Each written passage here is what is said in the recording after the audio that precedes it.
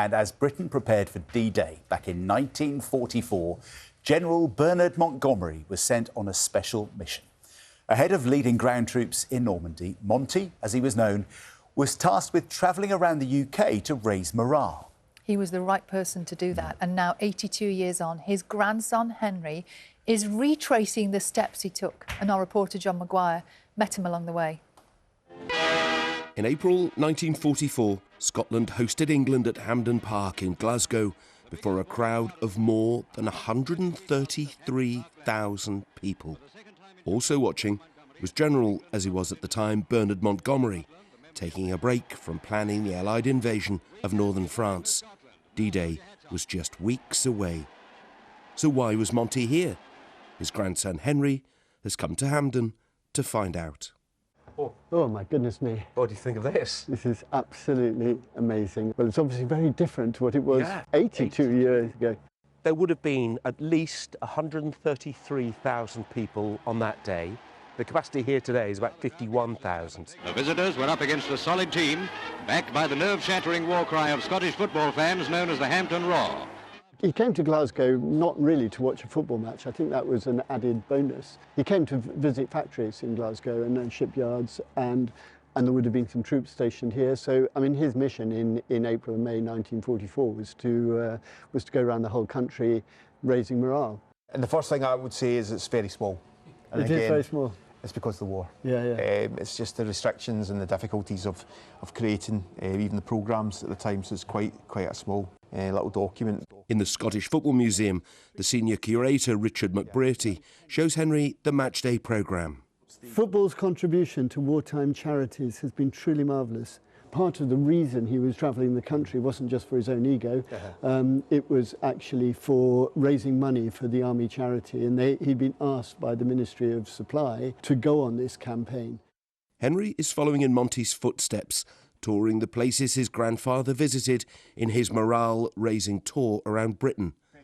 Along the way, he's interviewing people for a podcast while raising money for an extension to the Winston Churchill Education Centre at the British Normandy Memorial. All the veterans talk about don't let it happen again, you know, it was awful, and that's their message. And I feel very strongly that that's a message that I want younger people to learn about and to hear about, and so that they can understand the sacrifices that were made for our freedom, and the sacrifices that were made not just by the soldiers, but actually from men and women across the whole country. The big day at Wembley started with the arrival of the King in the stadium. Earlier in '44, Monty had watched England play Scotland at Wembley. Most of the Londoners having spent a stormy night with the Luftwaffe. Interest in the occupants of the Royal Box was then turned to the field, where Matthews, the wizard of dribble, was holding everyone's attention. One of the greats, Stanley Matthews, was playing, and Henry has interviewed his daughter, Jean. He was very modest, very humble, but inside, he wanted to be the best. Yes. I think he felt he was doing a job that would help the troops.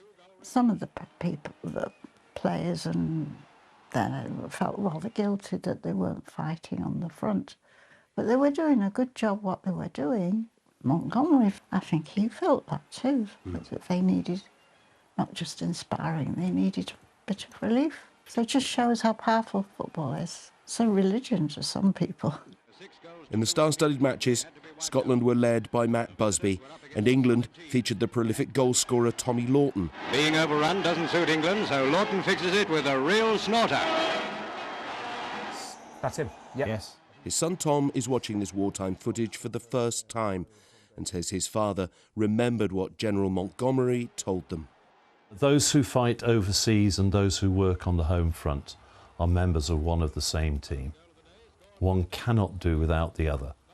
There are two things to be done: to fight the Germans and keep the mass people at home from worrying.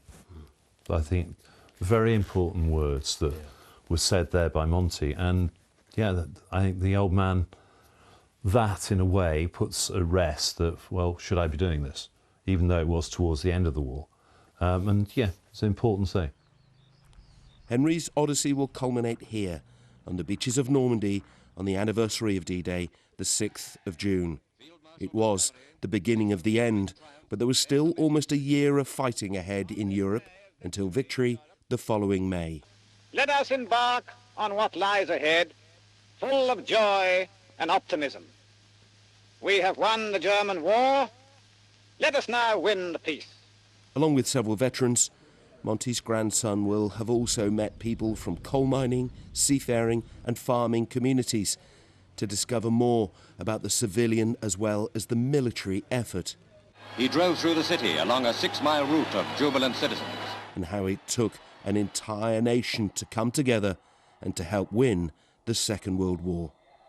John Maguire, BBC News, Normandy. Delighted to say that Henry Montgomery joins us now.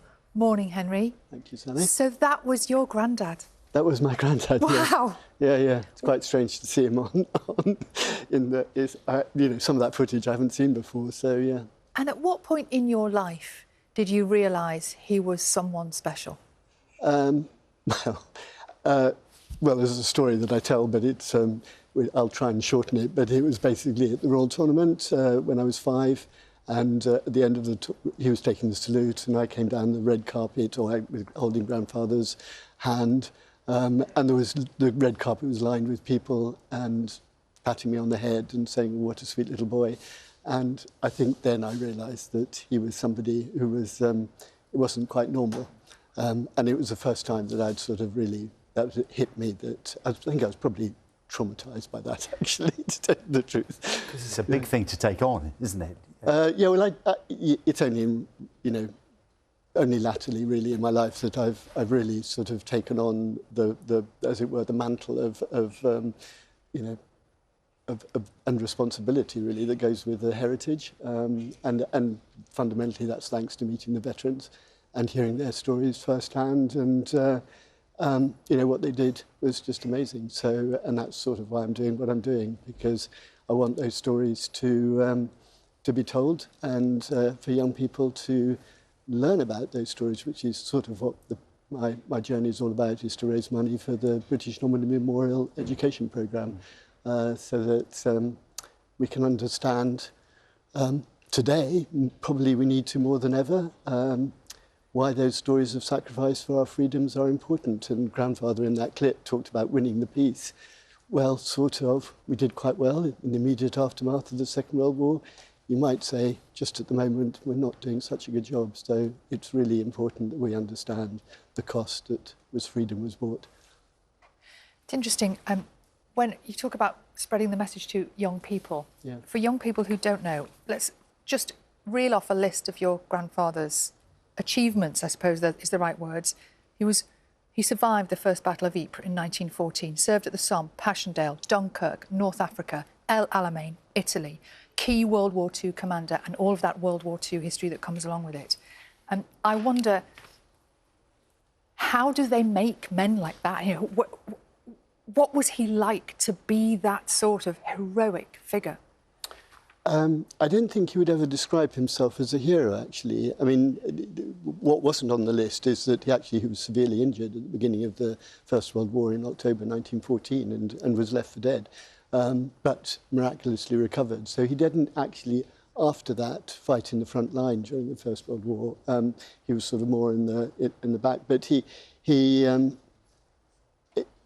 what it taught him was the value of human life, I think, and he was horrified by the scale of loss of life during the First World War. So he, I think, determined from that moment on to do what he could to make sure that troops were well trained, to ensure that that he wouldn't fight a battle until he knew he could win.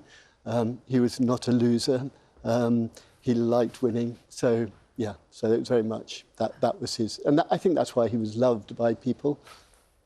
Churchill, Churchill, yeah. He was. I don't think he was loved always by his superiors. Yeah. He was quite a difficult character, but he was certainly loved by his men. What sort of granddad was he? He was sort of grandfather, really. I mean, to me, that's what I called him. That's why I refer to him in my every time I talk about him, I'm talking about grandfather, and people say, "Well, what did you call him?" Well, I called him grandfather. So he was a good granddad. He had a great humour. We had fun together. He gave my sister and I lots of freedom to play after formal dinners, lunches rather, slightly formal lunches. And we played in the caravans that I'm going to see later today in Duxford, that are in Duxford now. Well, they're called caravans, they were just giant trucks. Yeah. Oh, that's a picture of one of them, yes. With me sitting with grandfather. When you were having, that sort of age with him, did he talk about the war? Did he talk about his military experience? He never talked about the war, no. Not. I have no recollection of him ever talking about the war until probably when he was right on, he was dying in effect, and the last couple of years of his life he was, in effect had dementia, and he would definitely, some of the sort of pain and trauma of what I think he had lived through. I mean, the responsibility for those wartime leaders was absolutely colossal. So how they managed to cope with that and live with the consequences of some of the decisions they made is difficult to understand, really. The responsibility you're feeling now. Well, no, but I mean... There's a real resemblance. Yeah, there we go. So, So can I make a quick plug for the website, yes. Which is www. Well, I'm not supposed to say that, am I? BritishNormandyMemorial.org/Monty, where you can join up and read the podcast and donate if you want. And we need all the support we can get to be able to deliver the education programme. And to finish the journey. Finish the journey. Henry, thank you so much for coming in. Okay. It's a fascinating glimpse. Thank you very much for having me. Thank you, Henry. Thank you. We've had some lovely messages in this morning from you about connections to Monty. This one from Lynn on Jersey, who said that she's got a plaque on her bungalow. Apparently the bungalow was built by one of Montgomery's friends back in 1948, and he put up a plaque in memory of his friend, and he called the house Happy Landings. Oh, this is an incredible one from Michael Walkden, who says, "I'm proud to say my father was his personal driver for a time. Wow. When he was a desert rat himself, he used to speak so proudly of his time serving his country." We'll pass those on to Henry as well. Yeah. Maybe more people for him to talk to on his journey. Right.